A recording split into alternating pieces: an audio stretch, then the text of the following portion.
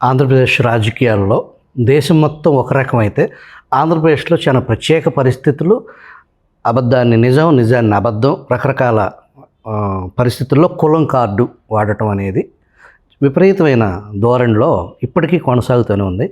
మీ పార్టీకి సంబంధించిన మీ పార్టీ నాయకులు రామకృష్ణ గారిని కమ్మకులం అని చెప్పేసి సోషల్ మీడియాలో ట్రోల్ చేయటం, అట్లా ఇప్పటికీ ఆ కులం రాజకీయం ఇప్పటికీ జరుగుతూనే ఉంది. నిన్న ఎవరో ఒక ఊళ్ళో ఒక 2 కుటుంబాలకు సంబంధించిన 2 కులాలకు సంబంధించిన గొడవ, దాన్ని ఇటు పవన్ కళ్యాణ్ని, అటు చంద్రబాబు నాయుడు ప్రభుత్వాన్ని, చంద్రబాబు నాయుడు కులాన్ని, పవన్ కళ్యాణ్ కులాన్ని దూషిస్తూ కమ్మ అధికారంలోకి రావడం కోసం కాపులు పనిచేస్తే కాపులను మోసం చేశారు, పవన్ కళ్యాణ్ కూడా చంద్రబాబు నాయుడు మోచేతి నీళ్ళు తాగుతున్నాడు అనేలాంటి ఒక విష ప్రచారాన్ని పూర్తి స్థాయిలో గత 2 రోజుల నుంచి విపరీతంగా జరుగుతుంది. రాజకీయాల్లో నీతి లేనప్పుడు ఇట్లా దిగజారుడు పడినటువంటి అవసరం ఉంటాయి. రాజకీయాలు నీతి ఉంటే ఇది రాదు, కులాల ప్రభావం రాదు. నీతి తగ్గిపోయింది. నీవు పదవి కోసం కులాలను ఉపయోగించుకొని, ప్రాంతాలను ఉపయోగించుకొని పైకి వచ్చిన తర్వాత ఇవన్నీ మనకి ఎంటబడుతూనే ఉంటాయి. దానిలో భాగమే ఇప్పుడు నిజమే, చంద్రబాబు నాయుడు నేను తిరుపతి మాకు పరిచయం ఉంది, స్టూడెంట్ డేసెస్ పరిచయాలు ఉన్నాయి. అంటే పరిచయం ఉన్న పరిచయమే. రాజకీయాల్లో కలిసినప్పుడు కలిసి ఉంటాం, రాజకీయాలు విడిపోయినప్పుడు విడిపోతుంటాం. ఆయన కాంగ్రెస్ పార్టీ రాజకీయాలప్పుడు నేను ఇప్పుడు దాని జరుగుపోలే. టీడీపీని ఆయన చేరాడు. టీడీపీ కమ్యూనిస్టులు కలిసి పనిచేసేటువంటి ఒక పాలసీ వచ్చింది, అప్పుడు కలిసి పనిచేసాం. కలిసి పనిచేసే తెలుసు కానీ బాగానే మాట్లాడుకుంటాం. ఆ తర్వాత 2004 వరకు చంద్రబాబు నాయుడుకి వ్యతిరేకంగా రాజశేఖర్ని సపోర్ట్ చేస్తూ కమ్యూనిస్టులు నిలబడినాం. ఆనాడు కూడా నా క్యాస్ట్ ఇదే కదా. మరి నేను రాజశేఖర్తో కలిసి చంద్రబాబు వ్యతిరేకంగా ఫైట్ చేస్తే అప్పుడు నా క్యాస్ట్ ఏం కనపడలా. అప్పుడు ఏం చెప్పలేవాళ్ళు. ఇప్పుడు రామకృష్ణ కొంచెం సాఫ్ట్గా మొట్టమొదటి ఉన్నాడు, మొట్టమొదటి స్టాఫ్ అంటే బీజేపీకి పోకముందరగా. దాన్ని కనిపించి మారే మాట్లాడుకుంటారు. ఇప్పుడు ఆయన రామకృష్ణ చౌదరి అన్నారు. బాబు రామకృష్ణ చౌదరి కాదు, పాడు కాదు, అతను ఒక యాదవ్ క్యాస్ట్. ఆయన కాబట్టి అందరితో బాగుంటాడు. ఇప్పుడు వాళ్ళకి ఇష్టం లేకుండా పోతే ముద్ర చేస్తారు. అట్లా ముద్ర వేయడం ద్వారా వచ్చేటువంటి ప్రమాదం. ఇప్పుడు రావడం ఏమైంది? నిజమే, ఒకప్పుడు కమ్మాస్కి తెలగాసుకి కొన్ని ప్రాంతాల్లో గొడవ ఉన్నమాట వాస్తవమే. కానీ మామూలు గొడవ ఉంటుంది అది. ఇప్పుడు రాజకీయాలు జోడించారు.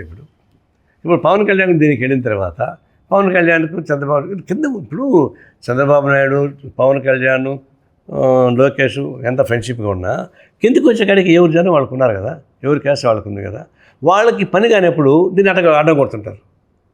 వాళ్ళు అనుకుని రాకపోతే ఇప్పుడు మొన్న ఈరోజు ఒకటి చూసా, అతను జనసేనలో ప్రముఖంగా ఉన్నవాడే విజయవాడ, అతను ఎమ్మెల్యే సీటు కోసం ప్రయత్నించిన వాడే. ఆయనకు ఎమ్మెల్యే సీట్ రాకపోతే పోయి వైసీపీలో చేరినాడు. ఇప్పుడు పవన్ కళ్యాణ్ గురించి ప్రీతంగా తిడుతున్నాడు, క్యాస్ట్ గురించి బలి తిడుతున్నాడు. ఇవన్నీ కూడా ఎవరికైతే సంతృప్తి పరుస్తామో వాళ్ళు క్యాస్ట్ని ఉపయోగించి తిట్టుకోవడం మొదలుపెట్టారు. క్యాస్ట్ని ఇంకా ఇన్ఫ్లుయెన్స్ చేయడానికి ప్రయత్నిస్తున్నారు. అందులో బాగా మీరు చెప్పేటకి 2 రోజులుగా మొత్తం ఇది పోయినాయి. ప్రజా వ్యతిరేక పాలన పోయింది, ఈ పెన్షన్ సిస్టమ్ పోయింది, రైతు సమస్యలు వెళ్ళిపోయింది, విశాఖపట్నం స్టీల్ ప్లాంట్ పక్కకి పోయింది, రాయలసీమ వెనకబడిన ప్రాంతానికి అభివృద్ధి వెనక్కిపోయింది. ఇవన్నీ పోయి ఈ క్యాస్ట్ అడ్డం పెట్టి మొత్తం కొట్టేస్తున్నారు.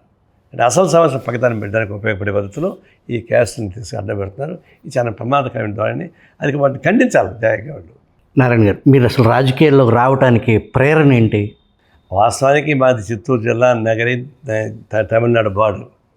మాకు రాజకీయాలకు సంబంధించిన కుటుంబం. మేము 9 నేను లాస్ట్. వాళ్ళంతా చిన్న వ్యవసాయం వ్యాపారం తప్ప వాళ్ళకేం తెలియదు. నేను గుంటూరు చదువుకోవడానికి వచ్చాను. గుంటూరు చదువుకోవడానికి వచ్చినప్పుడు స్టూడెంట్ యాక్టివిస్ట్లో కొంచెం యాక్టివ్గా ఉన్నప్పుడు అనుకోకుండా ఏఎస్ఎఫ్తో పరిచయం అయింది.